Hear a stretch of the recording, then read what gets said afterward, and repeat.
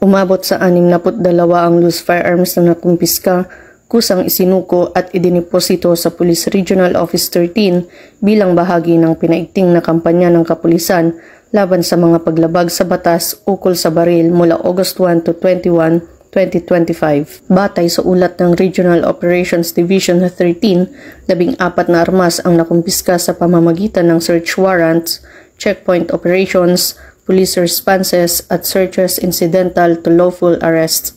Samantala, 43 armas ang voluntaryong isinuko ng mga may-ari, habang 5 armas naman ang pansamantalang idiniposito sa kustudiya ng pulisya habang hinihintay ang pag-renew ng firearm registration o license to own and possess firearm ng kanilang rehistradong may-ari. Patuloy ang karaga sa maigting na pagpapatupad ng batas upang matiyak na ang lahat ng armas ay nasa tamang kamay bilang bahagi ng adhikain nitong mapanatili ang kapayapaan at kaayusan sa buong rehiyon. Mula dito sa Police Regional Office 13, ako ang inyong PNN correspondent, Patrolwoman Joanna Kawili, alagad ng batas, tagataguyod ng Balitang Pulis.